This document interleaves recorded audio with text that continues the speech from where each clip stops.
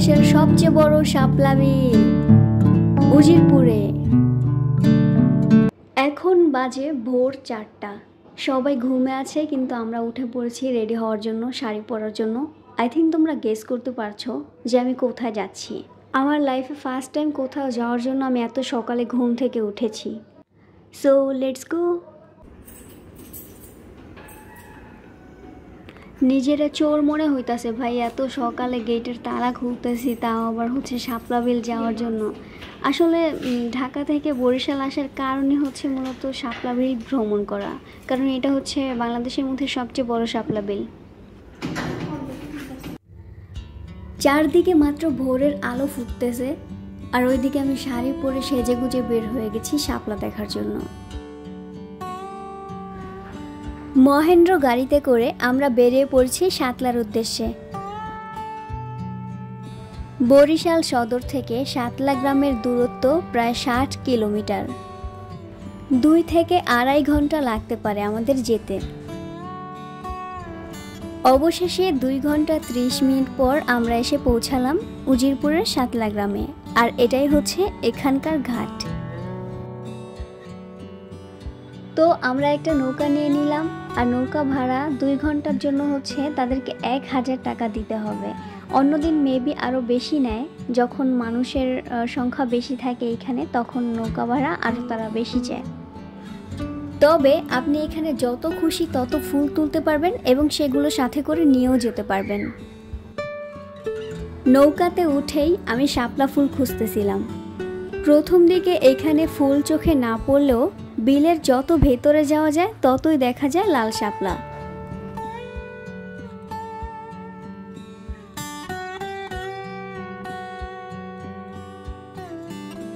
আর এই যে আমরা শাপলা রাজ্যে ঢুকে পড়েছি।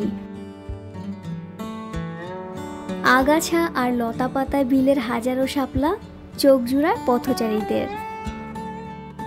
এই বিলে ঠিক কবে থেকে শাপলা জন্মাতে শুরু করেছে তা নিয়ে কোনো সঠিক তথ্য জানা যায়নি। তবে স্থানীয় বয়স্কদের কাছ থেকে জানা যায় জন্মের পর থেকেই এভাবে শাপলা ফুটতে দেখেছেন তারা। এ যেন শাপলার রাজ্য।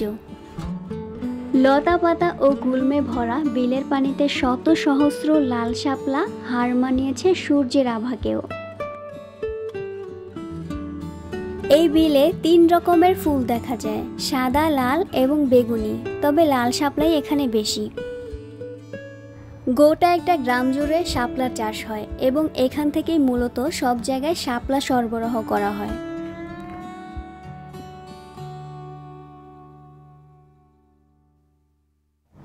শাতলা নামের এই গ্রামটির প্রায় 10,000 একর জলাভূমিতে শাপলা চাষ করা হয়। শাপলার সৌন্দর্য দেখার জন্য আপনাকে অবশ্যই খুব ভোরে সেখানে যেতে হবে, কারণ 8টার পরে ফুল বুঝে ছোট হয়ে যায়, অথবা শাপলা শিকারীরা ফুলগুলো তুলে বাজারে বিক্রি করে দেয়। তাই সবচেয়ে ভালো হয় রাতে গ্রামে থাকতে পারলে, কারণ গ্রাম থেকে শাতলা ঘাট খুবই কাছে। আর আমরা যেহেতু বরিশাল সদরে ছিলাম, তাই খুব ভোরবেলা আমরা রওনা দিয়েছিলাম যেন ফুটন্ত ফুলগুলো দেখতে পারি। মার্চ থেকে শুরু করে নভেম্বর পর্যন্ত শাপলার পুরো সিজন এখানে, তাই এই সময়ের মধ্যে আসলে আপনারা শাপলা দেখতে পাবেন। এই গ্রামের অধিবাসীদের প্রায় 70%ই শাপলা চাষ এবং বিপণনের সাথে জড়িত। এখানকার প্রাকৃতিক পরিবেশ এতটাই সুন্দর ছিল, আমাকে এতই মুগ্ধ করেছে যে আমার মন চাচ্ছিল না যে এখান থেকে আমি ফিরে যাই, মনে হয় এখানেই থেকে যাই।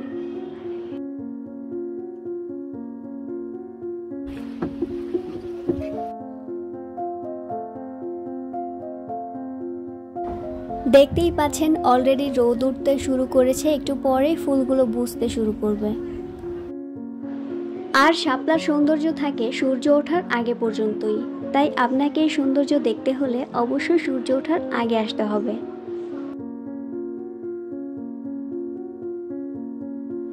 আমার হাতে থাকায় ফুলের তোড়াটা মাঝি ভাই বানিয়ে দিয়েছে, এছাড়া তারা মাথার ক্রাউনও বানিয়ে দেয়।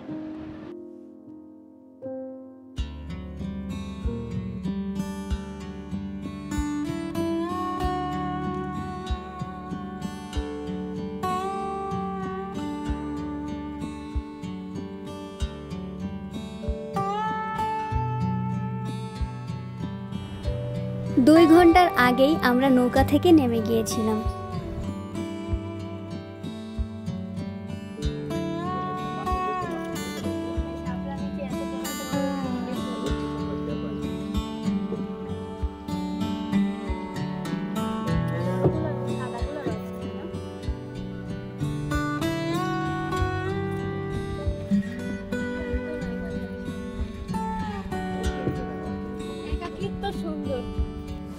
আমাদের বিল ভ্রমণ শেষ আর এখন আমরা ঘাটে ফিরে যাচ্ছি। ক্ষুধাও লাগছে অনেক, সেই সকালে বের হইছি।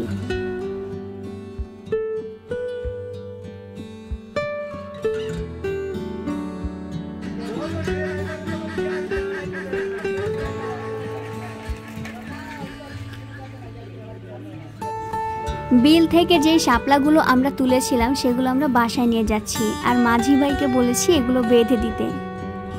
শাপলা বিলের কাছেই শাপলা গার্ডেন নামে একটা রেস্টুরেন্ট আছে, আর এখান থেকে আমরা খিচুড়ি এবং হাঁসের মাংস নিয়েছিলাম। খাবারের টেস্টটা মোটামুটি ভালো ছিল। তো এখন আমরা বাসায় ফিরে যাচ্ছি। Thanks for watching, that's for today.